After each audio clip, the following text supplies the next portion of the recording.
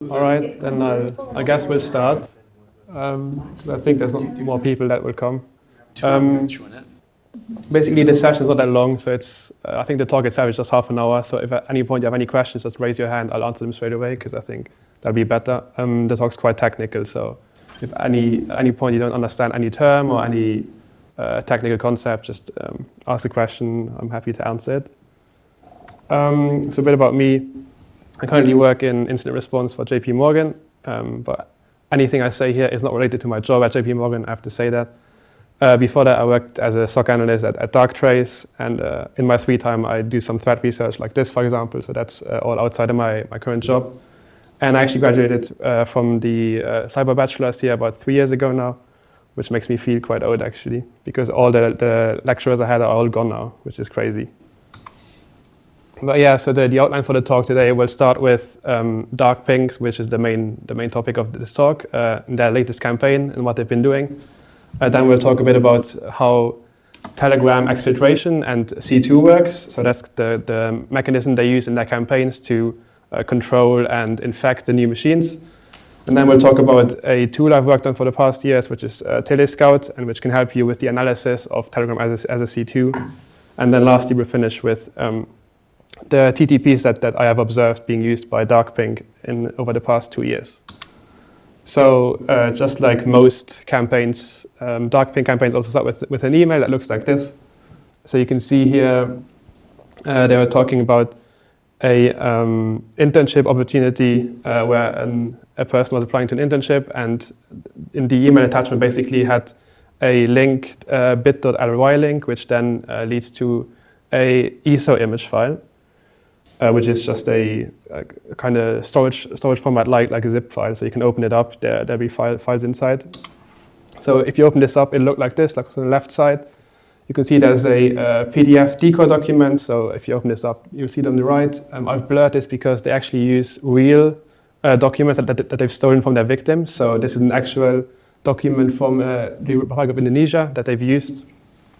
And then the other files in this ISO image are a hidden .doc document, and then a hidden www.lib library, and then the most important part is the docx.exe file, which is actually just a Word executable. So it's the actual Word executable that you all have on your devices. Basically, the way it works is when you execute Word, it just it looks for this library called www.lib.dll. If it finds it, it loads it. And in this case, they're using something called search order hijacking. So whenever an executable searches for this DLL, it will first of all search in your current directory. So as you saw before, because this is in the current directory, it will load this. And this is the actual malicious code is in this library, basically. What this library does then is it will extract an XOR encrypted payload from the .doc file that we talked about before. So you can see on the left, that's basically the actual .doc file. Like, there's also some text in there, but I blurred it again. And then afterwards, it also displays this. Yeah? Just one question. Is this type of sharing very used file extension, like the ISO? Do they do a lot of sharing with ISO files or not? Is it very common to see ISO files? It is. So for Darkpink, they mostly use ISO files, yeah. Just because, the main reason is because ISO files aren't really like very common files, so I think most people wouldn't know like what an ISO file is, so they might just click on it. Is there any checking in the email for it? Because I know they check like zip files and any other type of file, but what about the ISO? Is the email capable of opening it up and doing a quick check? I'm not sure if email clients can open it up, but yeah, like that's also a thing. So some email security tools might not be able to analyze ISO images files, for example, because it's not very common. That makes sense. But yeah, so it then displays this doc lore, and then it also sets up a scheduled task, which I will go into later. Sorry? That's persistence, right? The schedule. It is, yeah. So the persistence basically is this. It uses the winlogon, the current version winlogon key. Basically what this does, you can see the shell subkey all the way at the bottom. Whenever someone logs into Windows, this will get executed. So it will execute explore.exe, and then there's a couple environment variables, the PYPS and the MSPD, which are defined in the bottom. You can see here that PYPS is just PowerShell. So it just executes PowerShell, and then it starts a process. It starts MSPD, which is MS build, which is often used by threat actors because it's basically on most Windows devices already installed, and it can be used to compile code into an executable. And it will be used to compile this temp RD file, which is where is it there? The wcta91f.temp file. So that's basically how they set up the systems.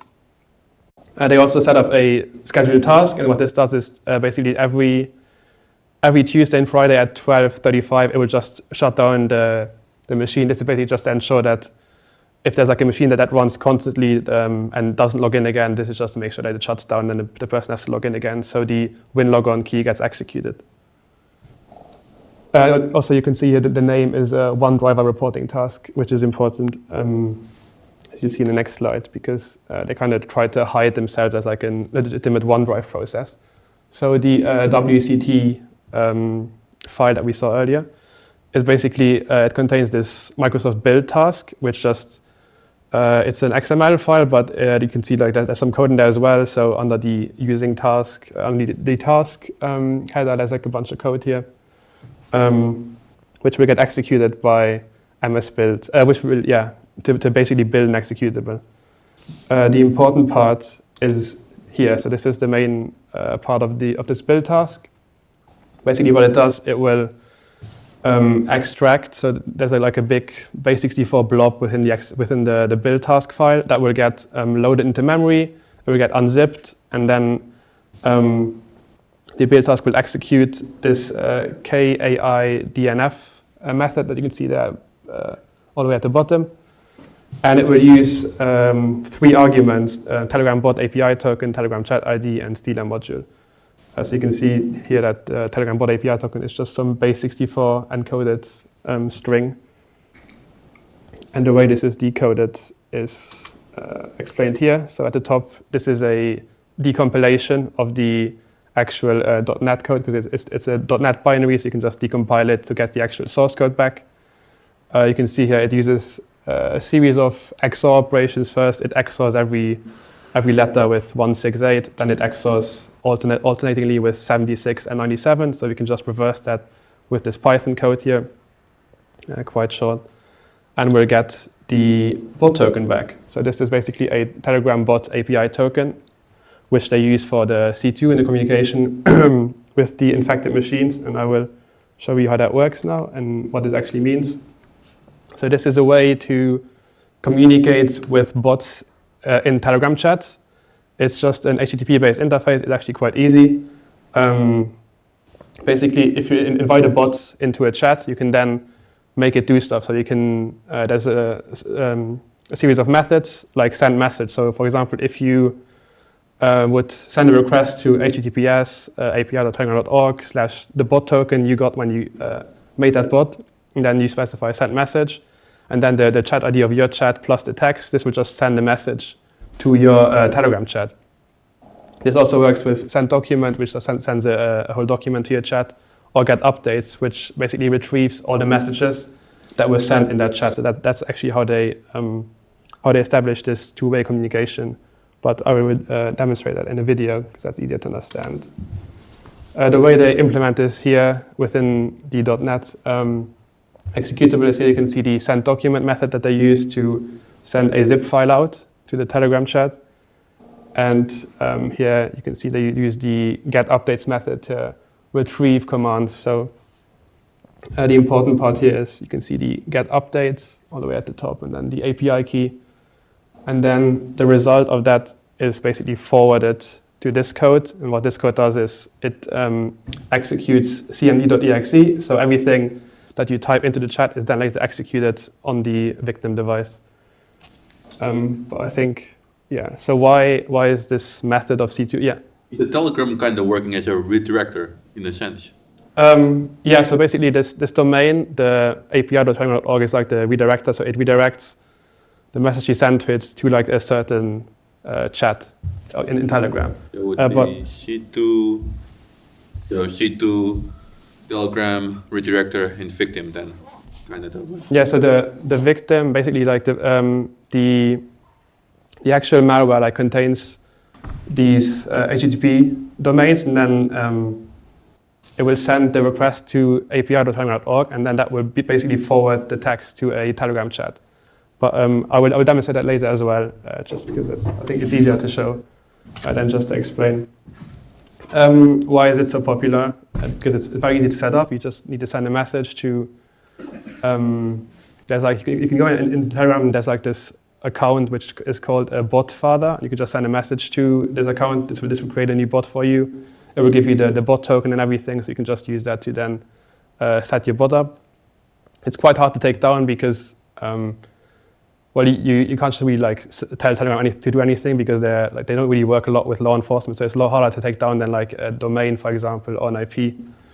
It's very easy to operate, so you can just basically control your malware just from your phone or from your device, just within a Telegram chat, which is very easy for everyone to do.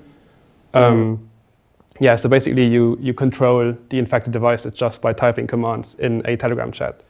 And it's quite regularly used in e-crime, mostly as a C2. So Agent Tesla, which is a very common info stealer, uses it. Also the Matrix keylogger as well. Yeah, so this is basically the main backdoor of Darkpink, this Kamikaze bot. That's what we extracted earlier. So it's a .NET executable. It has a separate .NET stealer module, and it executes cmd.exe through the get updates method. And then the results of that execution are sent back using send message to the Telegram chat. It also exfiltrates browser data such as cookies and login data and passwords, also using send document. I think, yeah, now we get to the actual demonstration, which is, I think, the best part to explain this. So on the left, we have a infected machine that's been like infected with the backdoor. Basically, once the user logs in, it will execute the win logon persistence key that we talked about before. And on the right, we have an operator and his Telegram chat through which he will control the device. So you'll see now, once the user logs in, this will send a welcome message from the malware back to the Telegram chat, which will show up there in a bit. Here, so you can see the victim basically announces itself with the computer name and the username. We can now basically send commands back to this malware by typing in the Telegram chat. So this $1 command basically just tells every single device that's been infected to send a hello message back that they've been infected. We can now also address specific devices and send specific commands to them. So we can use the ipconfig command, for example, to get information about the network configuration of this victim back. So you can see here that the device should send it back. We can use whoami as well. But they turned Telegram into a command and control. It does, yeah, exactly. Great. But that's how they use it. Kind of cool. You can also get strike. I'll just use Telegram now. It is quite easy to detect because like it basically uses the same domain every time, so it's quite easy to block. Yeah, so you can also get information about which files on the desktop. And let's say you want to get a file out from this victim machine. You can pause. You can use the following command. So you can see here, it's using the send document method, which we talked about earlier, and it's specifying the confidential PDF file just on the desktop to send that out to the chat. You see here that this will then get sent to the Telegram chat once it gets executed.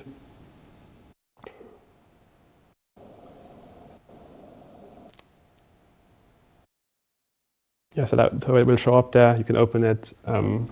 Basically, that's how they get data out from the victim machine. Also, just using Telegram, so no other C2 is needed. It's just all through Telegram. And then another thing I wanted to show is how you can get executables onto the device from Telegram. So before, at the top of this chat, I put this image there just to demonstrate. Basically, what this command does, it uses curl to download this image from the Telegram API again. And then it will basically start the image here, which will just open it. But you could basically imagine this being an actual executable, not just an image file, and that's how they basically execute new executables on the victim machine. So it just opens up the image file. And then the last command, which I was going to show, is you can also use the 34 command, I think it is. Yeah. Basically what that does, it just exfiltrates all the browser data that I talked about before. So you can see here there's cookies, login data. Why 34? It's just the number they set, I don't know why. It's just the way they set it. So like basically the 34 and the 1 star are just hard-coded values within the executable. So that's just hard-coded C2 commands. I don't know why they picked those two. But okay. So now I'll talk a bit about Telescout. So that's basically a tool I worked on, which you can use to extract these Telegram messages once you have a bot token. So all you need is a bot token, and it will automatically retrieve all the chats that this bot was a part of. It will automatically download any images, videos, files that were in these chats, and then it will reconstruct an HTML file that you can just open in your browser to like easily view. So like on the left, for example, this is a chat between JohnJin06 and a certain bot. You can see here that he was using the all who am I command in this case, and then the bot answered with their username or whatever it was. And on the right, you can see another chat between Neonet and one of his bots, and then you can see also that there was an image in this chat that got basically automatically extracted and put back into this HTML file. So it's very nice to like analyze these C2 channels. You can just basically see every command that an operator sent, which is very, very useful for like establishing TTPs or finding out who the victims were, and also sometimes it also helps with identifying the actual person behind the campaign, which we'll go into at the end. So this is a short demonstration of how the tool works. So basically all you provide is the bot token, and then you provide the first and the start index and the end index. So in this case, it will retrieve the first 200 messages. So from message index 0 to message index 200, and this read on automatically. It will take a bit, but not too long. Basically, I set some rate limiting on it so it doesn't trigger Telegram's blocking mechanisms. That's why it's a bit slower. But you could technically also do it faster as well if you wanted to.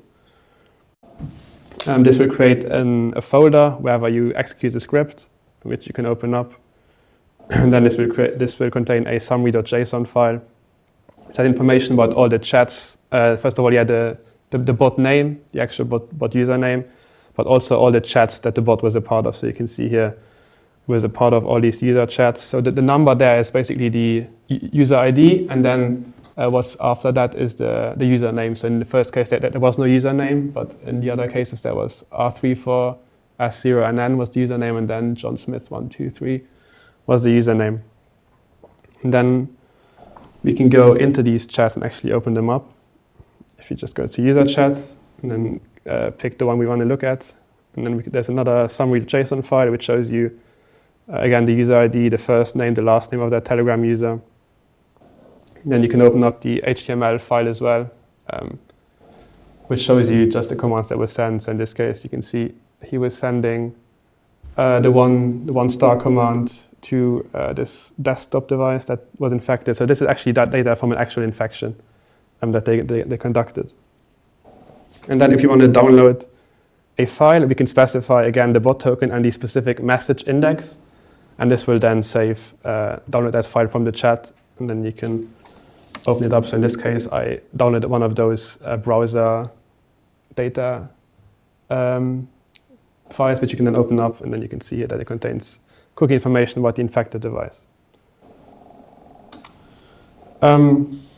So in this case, one of the interesting victims we found was that they stole basically cookies from this website. So this is a website for the Asian Defense Ministers meeting.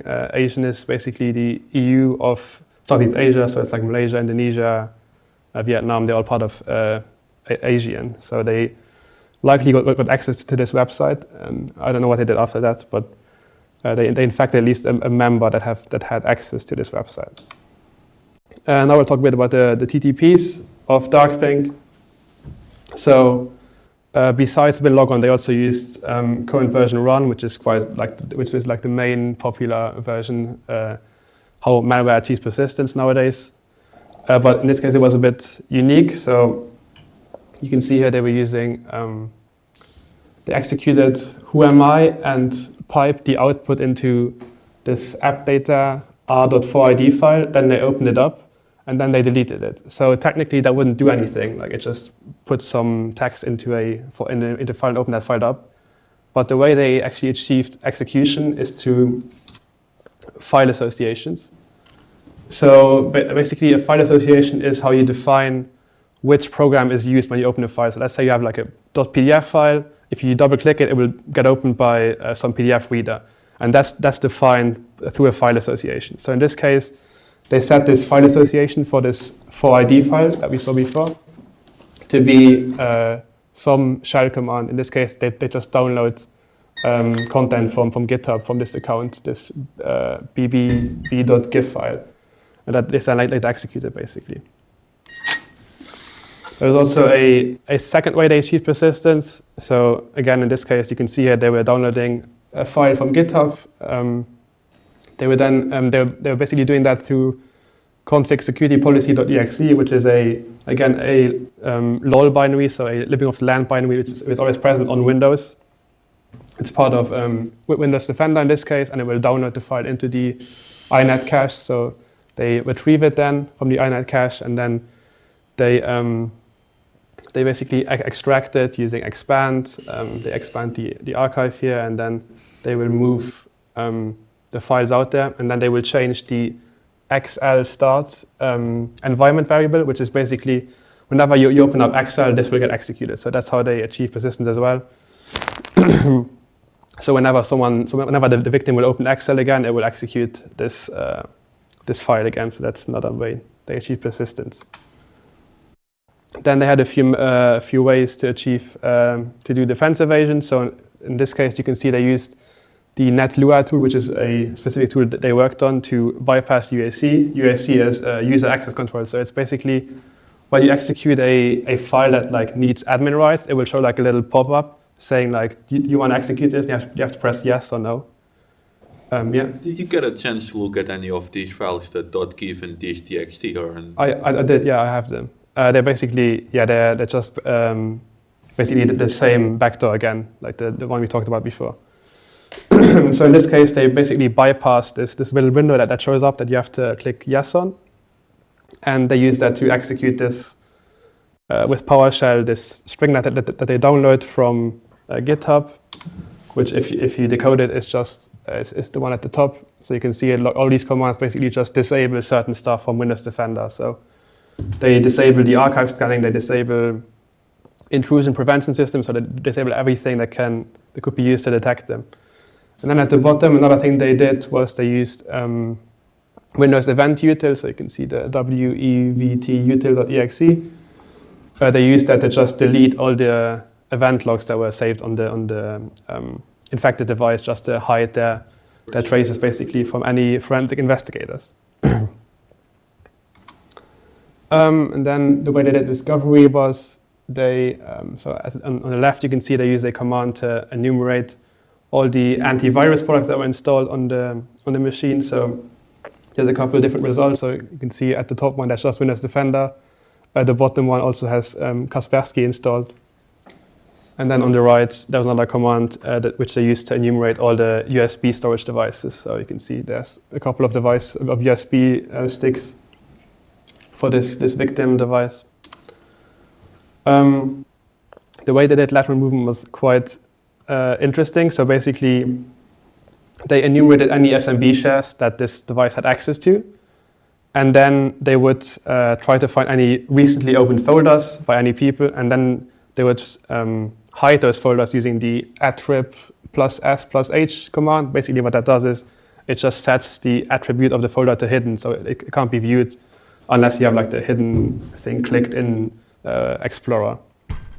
And then they would create a shortcut with the exact same name as the folder, and that shortcut basically would open the hidden folder, but also execute system.bat, which is again like a loader for the kamikaka-bot backdoor. Like so in basically, the properties, they would add that command, right? Sorry? In the properties, when you open the... Yeah, the LNK file. So all of this is how they create the shortcut. So you can see this is the name of the shortcut. This is what it's using, cmd.exe, and then this is the shortcut command that's executed. And then this is the icon of the shortcut. But yeah, so basically you would see, if you would navigate to the SMB shell, you would still see the normal folder that you normally open, but it's actually just an LNK file. So if you click on it, it still opens the actual folder, but it also executes this on top, and this is basically the vector that gets executed. So that's kind of how they hid their the execution for many victims and how they moved to the different devices.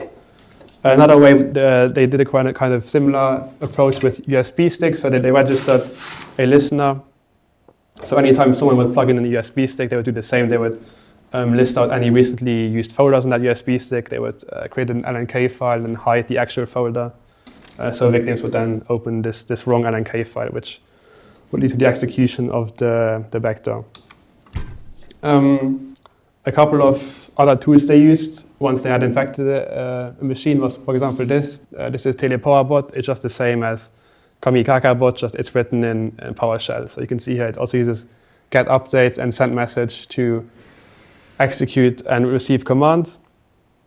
So that's basically the same tool. And exfiltration was also done through Telegram, as we showed before. So you can see at the top there was this script basically executes every file with the extension with the words or Excel or PowerPoint or PDF extension is sent to Telegram. And at the bottom they enumerate recent files, and then those are compressed and also exfiltrated. So now we'll talk about the actual threat actor behind this. So Darkpink was first described by Group IB in January 23, but they've been active actually for quite a while, since mid-21. However, like the latest activity I've observed, or like the InfoSec industry has observed, was in February last year.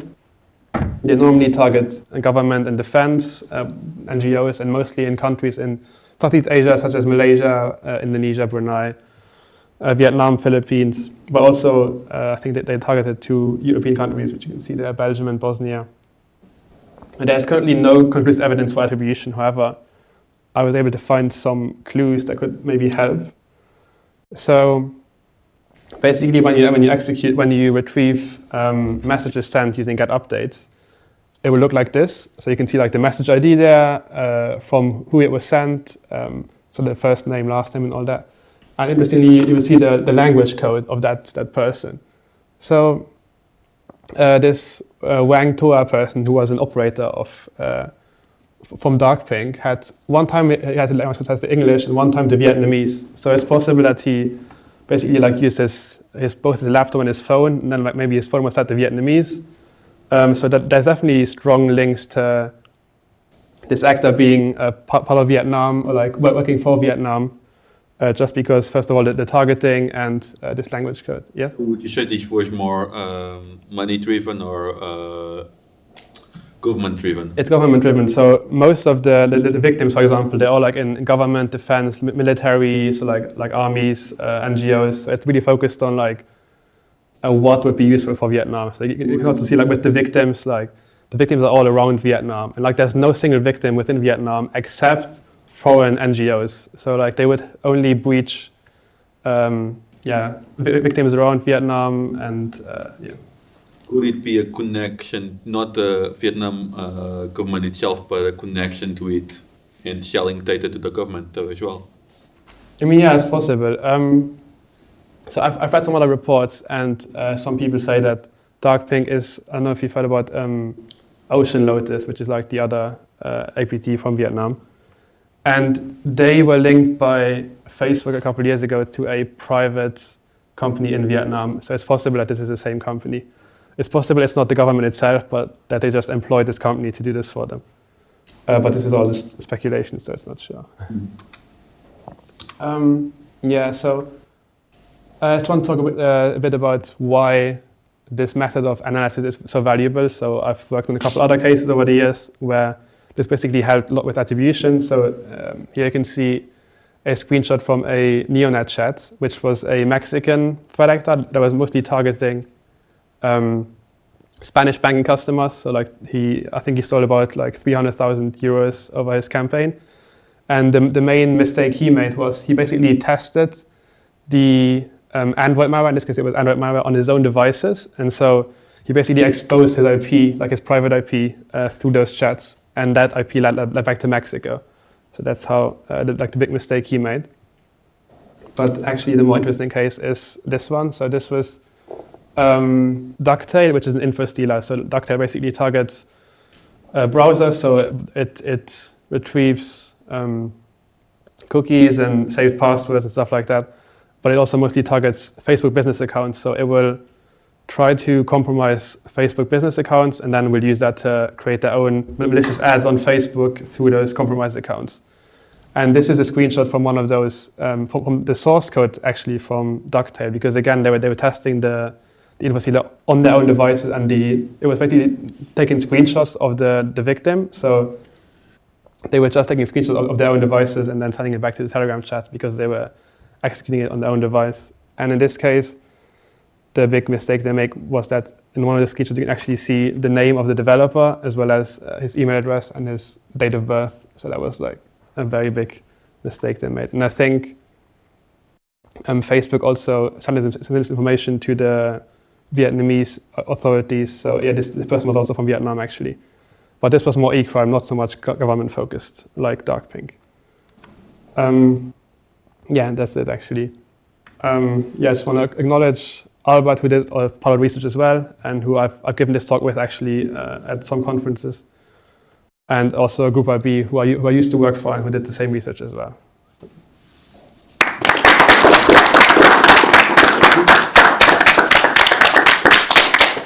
Any questions? Yeah. Right, cool. How many of people here are in the third year or masters, by the way? You are masters? Masters? Yeah, okay, cool. Because we all show at least one thing from the third year, which was the LLTTCS. Yeah, that's it's the same VM that I've used there. I figured. I didn't change it, yeah. Did the LLTCS module drive you into doing more of this research because you said you did this on your own? And how much from that module was relevant for you? It's actually like, I think that was actually my favorite module in my degree here. But before I did my third year, I did an internship at Group IB actually. So that's how I learned malware analysis and threat research. But then I came back here, I did the module, LLTTCS module. And that definitely helped with malware analysis. Yeah, it was a very good module. I think you should definitely focus on that because it was really good, I think. But it's also quite hard as well. I don't know, we had to analyze the Tesla crypt ransomware. I don't know if it's the same thing for you guys. Sorry, go again? Basically, like our coursework was we had to look at the Tesla crypt ransomware. I don't know if you have the same one. I cannot, because they haven't gone through it. Oh, okay. But yeah, that was our coursework, yeah, back then. But yeah, it was definitely very, very valuable if you want to go into like threat research or threat intelligence or any of those fields. Yeah. Any more questions? You can also ask me later. I'll be around for a couple more hours. How much time did this take you actually? I think I worked on this for, how did I work? I started working on it in 2022, end of it, and I probably, the thing is I worked on it 1 hour each week or something, not that much, probably 20 or 30 hours in total, I think. So yeah, I think that must be. I think most of the work was actually done on the tool I worked on, the Telescout tool. That took most of the time to develop that. Yeah. Wait, am I just the one that questions? Come on, guys. I don't want to be the annoying guy. You can also ask me later as well. I don't mind. You can also ask me about how to get a job in cybersecurity. Because I guess you're all students, probably so good question as well. it'll be more interesting. I've done a lot of applications over the past year, especially. Oh, yeah. Oh, you guys in the front, what are you waiting for? Ask the man. Yeah? So I will ask, what would be the right time for postgraduate students to apply for jobs, and how long each company will take the process and onboarding it? Because some of the postgraduate students are not some, most of the students are international students. Yeah. And we have this problem of when it comes to sponsorship thing as well. I know. So how we can tackle this challenge in industry? It is quite hard. Like I will say right now, I think it's just like the best way to get into a company is through connections. Like everyone says that, but the best way to do it is actually like to go to conferences, like talk to people, talk to speakers after a talk, like ask them questions, and then also like follow up with them on LinkedIn, like do some work, like show your skills on LinkedIn. It's also quite valuable. And then I think you should just apply all throughout the year. I don't know like when grad positions open normally, but you just need to keep applying. You're a little bit of a stalker, I'll add into it. So imagine you find someone in a conference, right? And you met someone from a company. Imagine you met him in a conference, right? You set you to like shock, correct? Like Sorry? shock. Yeah, shock. Yeah. Learn a little bit about shock to something pertinent, like setting up some sort of network protection with an IPS or ITS. Show him a project, show him a blog post, and go to him. I did this is my CV, give me a job, something like that. Right? Not so straightforward, but you got the idea. Yeah. That could probably work. There's, I think for people that are getting into in the industry, because I've done as well some interviews like you, it's about show me something pertinent, right? Show me something that I can acknowledge that you have some sort of experience, right? Yeah. Because if you never worked in the industry, how can I give you, how do I know what you have done, right? Imagine I'm looking at a CV, and this is something I always say. People tend to list a lot of skills, so I can do all of the programming language, I can do all of the pen testing tools, I can use all of that, right? And then I keep scrolling, and I just see stuff, oh, I went to this uni and so on, and I was in this society, but some people never put the projects like, oh, with this language, maybe let's go Golang, I developed this basic malware that does this functionality. Just from that, I can get, okay, maybe know something about Windows or Linux, depending on what operating system he targeted. He knows Golang, right, because he developed something on it, so he has to have some basics. He also knows programming, right? So just from that basic thing, I know at least you like malware, you like probably attacking or offensive, and maybe you have a blog post and it's like, oh, now I can read a party, I can also learn myself, right? So now you are teaching me, right? You're now teaching someone that is going to employ you. So you are better than me at something, at least, if I'm learning from it, right? So that's very important, right? If you can be better than the guy on the other side, he's gonna value that a lot as well sometimes. Is that correct? Yeah, that's correct. Yeah, just like show your skills to like projects or outside research, just anything. Yeah, that's definitely helpful. Well, thanks, man. No problem. Any more questions? Trends. What are the trends now in malware? What do you see? What are the most used TTPs, most used... well, I would probably go for C2 Spy. This was something they created, right? So I don't know if Cobalt Strike or... What's the other one? The one with... from the guy from mentioned. Sliver? No, Boot Ratel is also... Yeah. Brutal Boot Ratel, I mean, the one thing which I've seen is that people moved away from Word macros because they were disabled by Microsoft, like I think 2 years ago or 1 year ago, and they moved like more towards LNK files or or just like executable straight away. So like that was definitely a move that's been happening. A lot of LOL. Living with LAMP binaries are quite popular as well, just because they're easier to like hide. Like for example, if just someone executes PowerShell, like it's hard to say like, oh, that's malicious or that's benign without actually looking at the content of the command itself. So people have been moving more towards like PowerShell or other LOL binaries, for example. Well, I'll probably release you early then. If you have any questions later, just ask me.